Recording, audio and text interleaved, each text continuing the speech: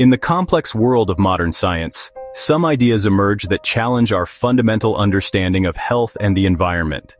One of the most prominent and debated theories in recent years comes from Dr. Stephanie Seneff, a senior research scientist at MIT's prestigious Computer, Science and Artificial Intelligence Laboratory. While her background is in computer science and not toxicology or biology, Dr. Seneff has dedicated a significant portion of her later career to investigating what she believes are the hidden dangers of a chemical that has become ubiquitous in our modern world. She has become a leading voice raising the alarm about a substance many of us encounter without a second thought. The chemical at the center of her research is glyphosate, the active ingredient in the world's most widely used herbicide, Roundup. This weed killer is a cornerstone of modern agriculture, used on millions of acres of farmland to protect crops like corn and soybeans from invasive weeds. Its use has skyrocketed since the introduction of genetically modified Roundup-ready crops, which are engineered to resist the herbicide's effects. For many farmers, it is an indispensable tool for ensuring a successful harvest. However, Dr. Seneff posits that its widespread application has introduced a potent toxin into our food supply, with potentially devastating consequences for human health. Dr. Seneff's central argument is that glyphosate, once dismissed as harmless to humans, may be a primary driver behind the rise of many chronic diseases, most notably autism spectrum disorder. She proposes that this chemical, through a subtle and insidious mechanism, disrupts critical biological processes that begin deep within our bodies, specifically within the complex ecosystem of our gut. Her work suggests that we have overlooked a crucial piece of the puzzle in our quest to understand the surging rates of developmental disorders in children, pointing not to genetics alone, but to an environmental factor that has saturated our daily lives. This journey into the potential toxicity of glyphosate began not in a biology lab, but through data analysis. Dr. Seneff observed striking correlations between the increasing use of glyphosate on crops and the rising incidence of various health conditions. She saw a pattern that she believed was too strong to be a mere coincidence.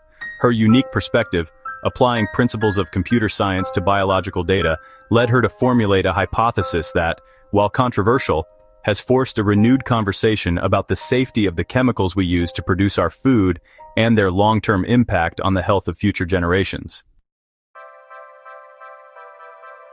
To understand Dr. Seneff's theory, we must first travel inside the human body to the bustling metropolis of microorganisms that live within our digestive tract, our gut microbiome. This ecosystem is home to trillions of bacteria, many of which are essential for our well-being. They help us digest food, produce vital nutrients, and even regulate our immune system. A key process for many of these beneficial bacteria is something called the shikimate pathway. While humans and other animals do not have this pathway, it is absolutely critical for bacteria and plants. It is the biochemical factory they use to produce essential building blocks for life.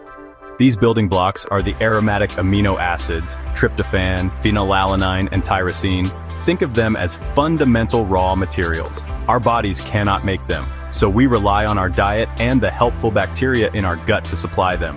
These amino acids are not just for building proteins, they are precursors to other vital molecules. For instance, tryptophan is converted into serotonin, the neurotransmitter often called the feel-good chemical, which regulates mood, and melatonin, the hormone that governs our sleep-wake cycles.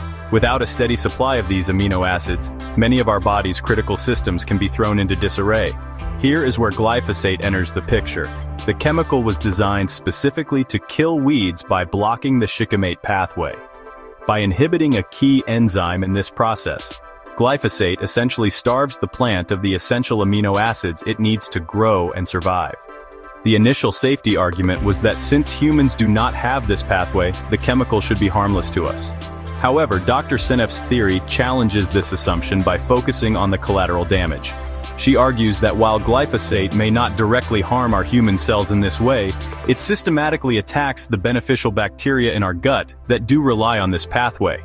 The result, according to Seneff, is a condition known as gut dysbiosis, or an imbalance in our gut microbiome. Glyphosate acts like an antibiotic, but a selective one, wiping out beneficial bacteria like lactobacillus while allowing more harmful pathogenic bacteria that are resistant to its effects to thrive. This disruption does more than just cause digestive upset. It creates a systemic deficiency. The supply chain for those crucial aromatic amino acids is broken at its source. This leads to a cascade of problems, from a weakened immune system to a shortage of the very neurotransmitters that are essential for healthy brain development and function in a growing child. Dr. Seneff takes her theory from the microscopic world of gut bacteria to the macroscopic world we live in, drawing a direct line from agricultural practices to public health crises. She points to epidemiological data, observing how the graph of glyphosate use on crops like corn and soy has risen in near-perfect parallel with the graph of autism diagnoses in the United States over the past few decades. For Seneff, this is not a coincidence. She paints a picture of a landscape, like the vast farmlands of Iowa, where glyphosate is sprayed extensively on genetically modified crops, seeping into the soil, the water, and ultimately, our food chain. The scenario she describes is one of pervasive, low-level exposure. Glyphosate residues are found in a startling array of common food products, from breakfast cereals and bread to granola bars and crackers. This constant chronic exposure, she argues, is particularly damaging to children, whose developing bodies and brains are far more vulnerable to nutritional deficiencies and toxins. When a child's gut is constantly assaulted by glyphosate, the production of serotonin and melatonin can be severely impaired. This could manifest as the sleep disturbances and mood dysregulation that are so common in children with autism, linking a chemical on a farm field directly to symptoms in a child's bedroom. Furthermore, Seneff's more recent work proposes an even more detailed mechanism linking glyphosate to autism through a domino effect of biochemical disruptions. She suggests that the lack of tryptophan and melatonin caused by gut dysbiosis leads to the suppression of a critical enzyme known as PIN1. This enzyme plays a vital role in regulating the structure of the brain during development, particularly at the synapses where neurons communicate. A deficiency in PIN1 has been linked to the kind of synaptic dysfunction and abnormal brain wiring observed in autism, providing a plausible biological pathway from the gut to the brain. This gut-brain axis is central to her entire hypothesis. A healthy gut communicates with the brain, supporting everything from mood to cognitive function. When glyphosate disrupts the gut microbiome, it effectively disrupts this vital communication line. The resulting inflammation, nutrient deficiencies, and impaired production of neurotransmitters create a perfect storm for neurodevelopmental problems.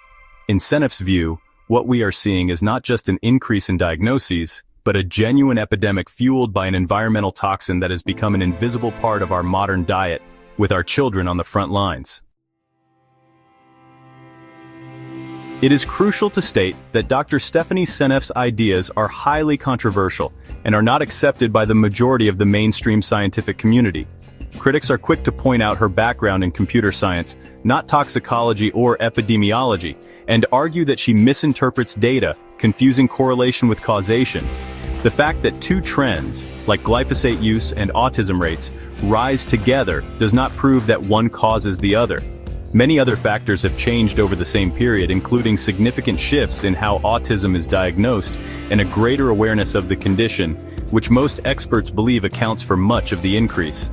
Regulatory bodies around the world, including the U.S. Environmental Protection Agency, have repeatedly reviewed the scientific literature and concluded that glyphosate is unlikely to be carcinogenic to humans and is safe at the levels of exposure found in food. These agencies rely on a large body of toxicological studies that have not found a direct causal link between glyphosate exposure and autism.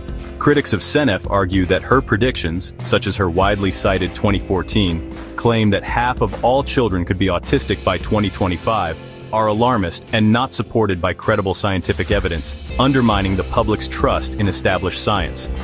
Despite this strong opposition, Dr. Seneff's work has resonated with many parents, health advocates, and a growing number of scientists who believe the official safety assurances are premature. They argue that regulatory agencies may rely on outdated or industry-funded studies and have been too slow to investigate the more subtle, long-term effects of chronic low-dose exposure, particularly on the gut microbiome. Recent animal studies have begun to offer some support for her theories, showing that glyphosate exposure in rats can indeed lead to gut dysbiosis and autism-like behaviors in their offspring, suggesting the proposed mechanisms are at least plausible and warrant further investigation. This leaves us at a crossroads, balancing agricultural necessity against potential human risk. The debate over glyphosate is more than just a scientific disagreement. It forces us to ask fundamental questions about our relationship with the chemicals we use to shape our world. Even if the science is not yet settled, should we exercise more caution? Do we fully understand the long-term consequences of altering the delicate microbiome that plays such a critical role in our health? Dr. Seneff's controversial theory, whether ultimately proven right or wrong, serves as a powerful call for humility, transparency, and more independent research into the invisible environmental factors that may be shaping our health.